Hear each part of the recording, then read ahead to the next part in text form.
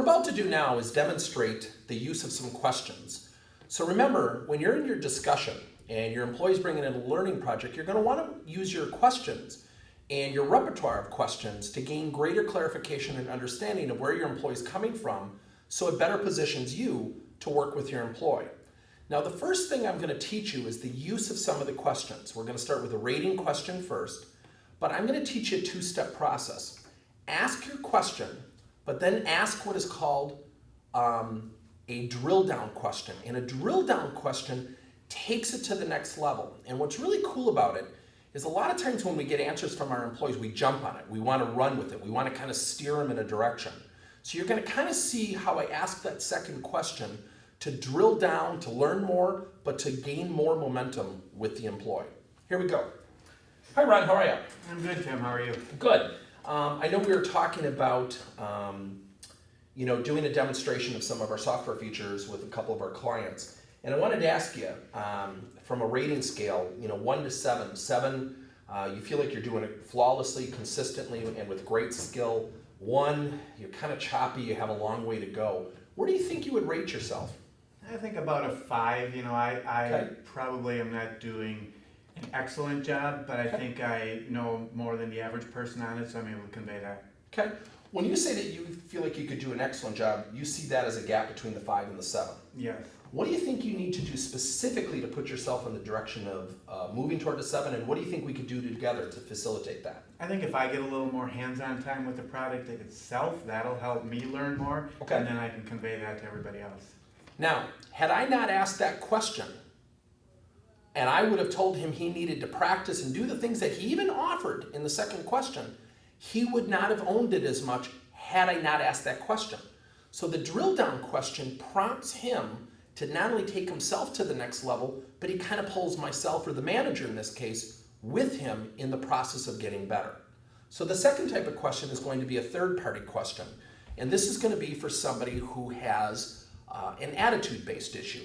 And they are negative in the workplace, they're negative in staff meetings. So I'm going to use a third-party question somewhere within this example to not only give you a demonstration of how to use third-party, but also how to use the drill-down question afterwards. Okay? Hi, Ron. How are you? I'm good, Tim. Good.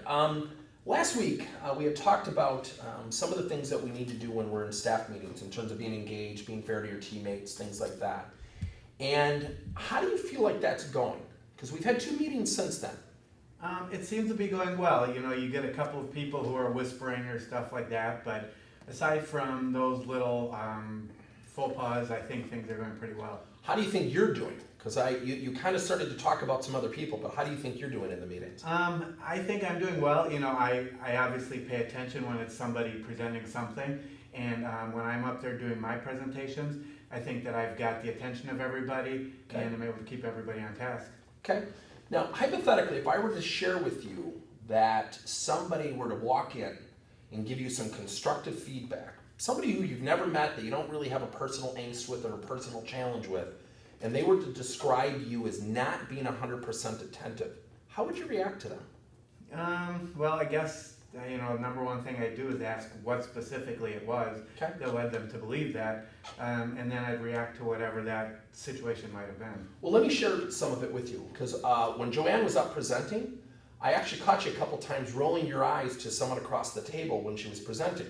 Now, I don't know if that was in direct correlation to her presentation, the content, her as a person, but I noticed that. So where do you think that came from? Well, there were 1 or 2 times where it was her presentation, and then the rest of it may have been regarding something else.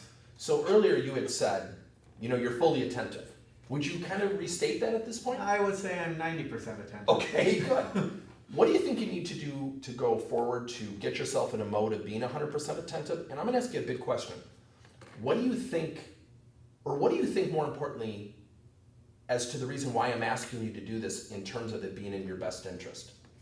Well, obviously being in my best interest, number one, the people under me shouldn't see me doing this kind of thing.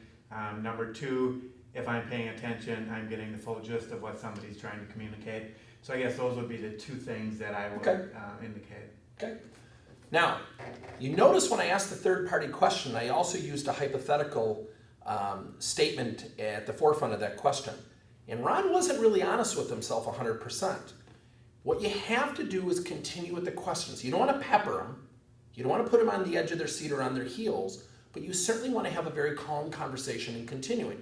So I got a little bit with a permission-based question, his permission to share my feedback. And when I did that, I then actually brought up a specific scenario. But I also went back to the WIFT concept. What's in it for you if you conduct yourself consistently and professionally 100% of the time?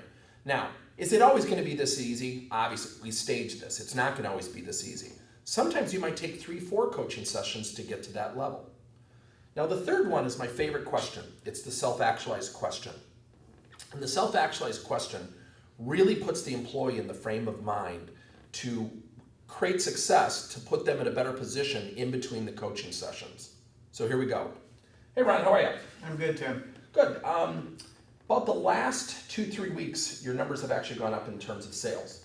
And I wanted to ask you, what do you think are some of those attributes that you feel are starting to change that position you to do so? Well, I think my questioning skills have gotten better. I mean, over time, we're not used to typically doing that sort of thing, but now I think I'm starting to slowly acclimate myself to that. That's probably number one thing. Okay. But then kind of dovetailing on that is listening to the responses that I'm getting. Out of that, I learn more. Out of that, it then prompts better questions from me.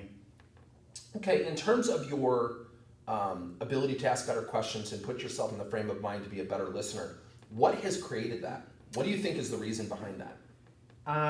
Well, number one, I think I've had 1 or 2 successes in utilizing that a little more. Awesome. And so personally, when I see that success, obviously it's something I want to continue with.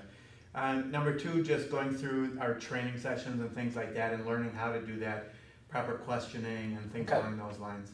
What do you think you need to do to successfully maintain that? And what do you think I could do to help you? I think I would like to do a little more working just one-on-one with somebody else, in addition to our group sessions. Okay. I think that also lends to having questions come back from somebody similar to when I'm on the phone with a client or a prospect. Okay. So I think that's probably the number one thing that would benefit me. What if I paired you up with Sam, who's from another department, but he has the same type of account executive responsibilities you do? He'll probably be able to play the role of a customer really well. What are your thoughts on doing that? And I don't really know Sam. Does he have these skills that I'm looking to acquire also? He does. It's one of the reasons I wanted to pair you up. Oh, okay. But I also would tell you that Sam does something really, really well. He invests in himself and he's always trying to get better. And I think one of the things that you'll find with him specifically is what you're starting to gain traction in. That is, you're starting to see improvement in 2 areas: questioning skills, listening skills, and you're kind of tying that back to your sales success. Obviously, we want your numbers up dramatically, but we know that there's a process of getting there. Mm-hmm. He's actually lived that and would serve you well, but I also think it would serve him very well. Oh, okay. That'd be great. Now, what you saw is I used a self-actualized question in the beginning, and you also saw that Ron kind of related to you that he was having success. He was going back to the areas of performance, and this will happen in your coaching sessions. But if you notice something at the end, Ron brought up a question about Sam.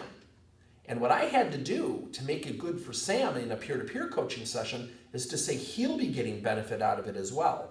The worst thing you can do when you're asking these questions is to kind of throw a body at them and not really position the other party to have success. So again, ask your questions, but be prepared to ask drill down or clarifying questions, and you'll be in a better position to create success. Hope it helps.